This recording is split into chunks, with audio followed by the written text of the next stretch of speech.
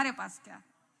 तसं जेव्हा फडणवीस कधी त्या आविर्भावात जे त्यांच्या मनात आहे कि मेरे पास देखो सब कुछ है, मेरे पास मोदी जी है, शाह है, ईडी है, सीबीआई है, इलेक्शन कमीशन है, प्रफुल्ल पटेल है, भुजबल है, भावना गवली है, मेरे पास सब कुछ है, क्या है तुम्हारे पास? हम बड़े फक्र के साथ कहते हैं हमारे पास संजय राउत है।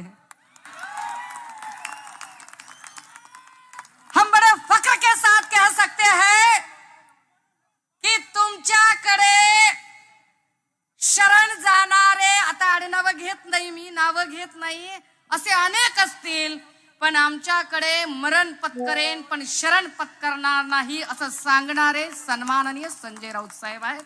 निष्ठेचं दुसरं नाव ते राऊत साहेब आमच्या सोबत आहेत आणि तोपर्यंत आम्हाला काहीच कमतरता नाही, कारण खूप साऱ्या शेळ्या मेंढ्या जमा करण्यापेक्षा असे वाघाचे छावे आमच्या सोबत आहेत जे आमचं मार्गदर्शन करत आहेत, आम्हाला आमचं काम करण्यासाठी आम्हाला फुटप्रिंट देत आहेत, ते जास्त महत्त्वाचं आहे। दादा हो, कालच्या पत्राचा असर अजून नीटसा उतरलेला नाही। देवाभाऊंनी काल पत्र लिहिलं, पत्र लिहिताना त्यांना फार उशिरा उपरती झाली आणि उशिरा उपरती होऊन ते म्हणाले की सत्ता येते आणि जाते, देश महत्त्वाचा असतो। मला हसायला आलं त्यांच्या बोलण्यावर की म्हणजे आमच्या गावाकडे म्हण आहे बरं का, करून करून भागलेन देव पूजेला लागले। काय म्हणजे देवाभाऊंच्या ह्या वाक्याचा अर्थ काय काढायचा, काय बोलायचं आता की सत्ता येते आणि जाते पण देश महत्त्वाचा। खरं तर ती भाजपा फार वेगळी होती, ज्या भाजपामध्ये अटल बिहारीजींसारखे नेते होते, जे अटल बिहारीजी अटलजी जेव्हा राजीनामा द्यायला उभे राहिले तेव्हा पार्लमेंटमध्ये ते म्हणत होते की मंडी सजी हुई थी, बाजार तैयार था, माल बिकने के लिए तैयार था। खासदारांची खरेदी विक्री, मंडी सजी हुई थी, माल बिकने के लिए तैयार था, लेकिन हमने खरीदना उचित नहीं समझा क्योंकि सरकारें आएंगी और जाएंगी, लेकिन ये लोकतंत्र बचना चाहिए। पण वाजपेयींची ती भाजपा आता राहिलेली नाही, वाजपेयींच्या त्या भाजपाला आता तिलांजली दिलेली आहे। आता एका वेगळ्या भाजपाच्या संस्कृतीने जन्म घेतलेला आहे। राजे हो, हे नीट समजून घ्या पुन्हा एकदा, वारुळ मुंग्या बांधतात, मुंग्या वारुळ बांधतात, परंतु जेव्हा संपूर्ण वारुळ तयार होतं तेव्हा त्यात राहायला मात्र मुंग्या नसतात, त्यात राहायला सरपटणारे प्राणी, विषारी प्राणी राहायला येतात।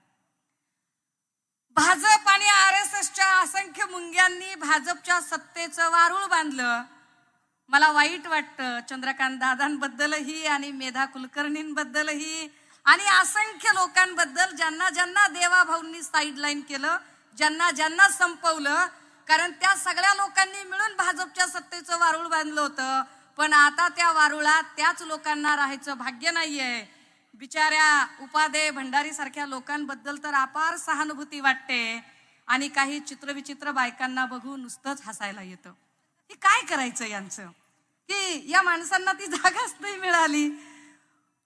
दादा हो, ह्या सगळ्या लोकांमध्ये, ह्या सगळ्या सिनोरिओमध्ये फक्त आणि फक्त स्वतःच्या मुख्यमंत्री पदाच्या अतीव महत्वाकांक्षेपोटी, आपल्या अत्यंत हावरट स्वभावापोटी, सत्तेची किती ओढ, किती चटक असावी एखाद्याला की ती सत्ता आणि ती खुर्ची हस्तगत करण्यासाठी महाराष्ट्राचं राजकारण देवाभाऊंनी कायम अस्थिर ठेवलं।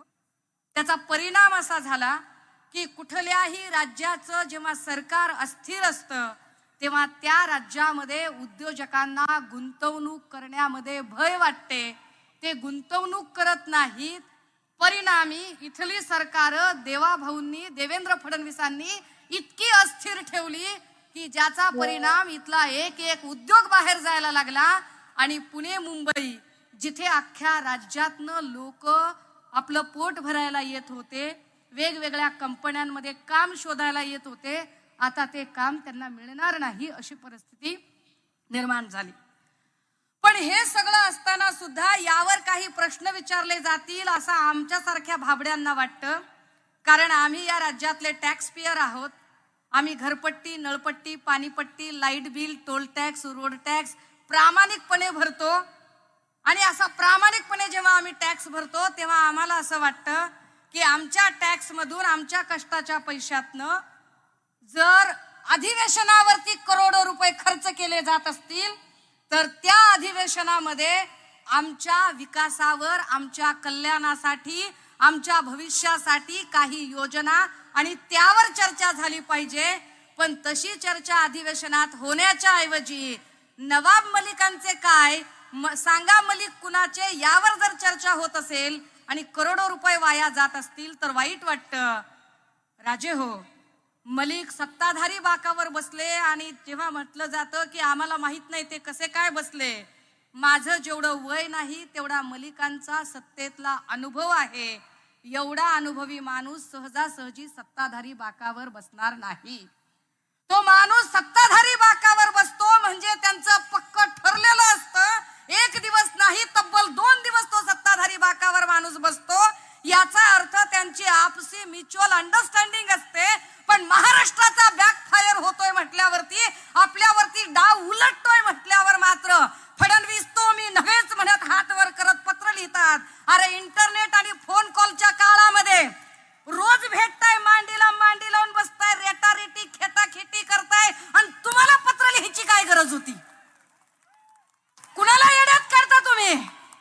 अरे आम्ही काय धोत्रावर इन करतो का? बगलत रेडिओ आहे का? कानात भिडे आहेत आमच्या का? डोसक्याला गोड तेल लावतोय आम्ही? आणि तुम्ही आम्हाला सांगताय मी पत्र लिहिलं, मी पत्र लिहिलं आणि शानपण सांगतात त्यांचे हुजरे आणि मुजरे आणि बार्किंग ब्रिगेड मधले लोक कंबोज सारखे चिल्ले पिल्ले. अरे पहला पत्थर वो उठाए जो पापी ना हो और जिसने पाप ना किया हो. मूळ त्या कंबोजवरच शेकडो कोटीच्या बँक घोटाळ्याचा आरोप आणि त्यानं शानपण सांगायला निघतोय. अहो फडणवीस साहेब, माणसं निवडताना किमान प्रामाणिक माणसं तरी निवडा. आमच्याकडे बघा, आम्ही प्रामाणिक माणसं आहोत. आम्ही लाख वेळा सांगतो, हे कधी बी चेक कर रे, कधी बी कुठलाच ईडी सीबीआय क्रिमिनल रेकॉर्डचं बॅगेज नाहीये आमच्याकडे. लय लय पक्के माणसं होत आणि लय स्वच्छ होत आम्ही. पण ह्या सगळ्यांमध्ये जाणीवपूर्वक मलिकांचा विषय जाणीवपूर्वक 2 दिवस चर्चेला आणला जातो. कारण पहिल्या 2 दिवसात आम्हाला अपेक्षित असतं मराठा ओबीसी आरक्षणावर चर्चा व्हायला हवी. आम्हाला अपेक्षित असतं अवकाळी आणि गारपीट आणि त्यामुळे त्रस्त झालेल्या शेतकऱ्यांवर चर्चा व्हायला हवी. आम्हाला अपेक्षित असतं बेरोजगारी आणि कंत्राट भरतीवर चर्चा व्हायला हवी.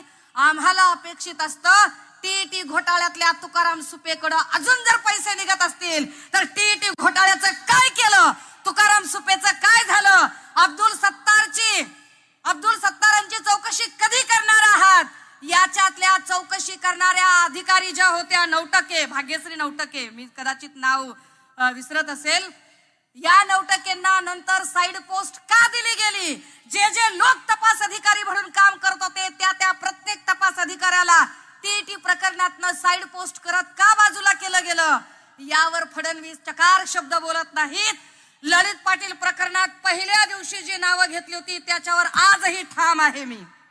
आजही ठाम आहे मी की ललित पाटील प्रकरणामध्ये होय, मी म्हटलं होतं डॉक्टर मरसाळे, डॉक्टर देवकते यांच्यावर कारवाई झाली पाहिजे. पण देवकतेंचं स्टेटमेंट नजरेआड करता येत नाही. देवकतेंनी स्पष्ट भाषेत सांगितलं, मैं नाम मात्र हूं.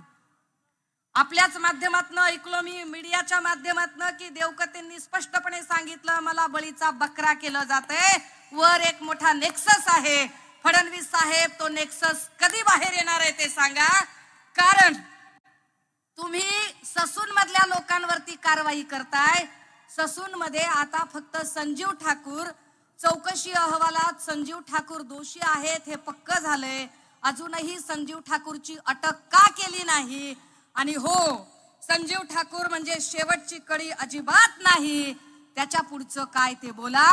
कारण ससून मधलं जे काही आहे ते ललित पाटील ससून मध्ये आल्यानंतरचा एपिसोड आहे. मुळात ललित पाटीलला ज्या गुन्ह्यासाठी अटक झाली तो MD ड्रगचं प्रोडक्शन, त्याचं डिस्ट्रीब्युशन, त्याच्या एजन्सी, त्याचे एजंट, या सगळ्यांशी संबंधित असणारा नेक्सस कधी बाहेर निघणार आहे यावर देवेंद्र फडणवीसांनी चर्चा करणं अपेक्षित आहे, उत्तर देणं अपेक्षित आहे. माझ्याकडे बोलण्यासारखे असंख्य मुद्दे आहेत, पण तुमच्यासारखीच मी सन्माननीय राऊत साहेबांना ऐकण्यासाठी उत्सुक आहे. ललित पाटील प्रकरणात मला आनंद आणि अभिमान आहे की सन्माननीय राऊत साहेब असतील किंवा माझे पक्षप्रमुख असतील, सगळ्यांनीच वेळोवेळी मला धीर देत, मार्गदर्शन करत मला हा मुद्दा उचलण्यासाठी जे आवश्यक ते सगळं प्रोत्साहन दिलं. मी या सगळ्यांची आभारी आहे. आजच्या दिवशी राऊत साहेबांच्या समोर ही एवढीच भूमिका मांडते. कुणाच्याही भावना दुखावण्याचा अजिबात हेतू नाही, पण तरी सुद्धा माझ्या बोलण्यामुळे कुणालाही वाईट वाटलं असेल, राग आला असेल, उपमर्द झाला असेल, चुकून माकून भावना दुखावल्या गेल्या असतील, तर अशा सगळ्यांची यापैकी एकाचीही माफी मागणार नाही. माझ्या मतावर ठाम आहे, थांबते, रजा घेते. जय हिंद, जय महाराष्ट्र.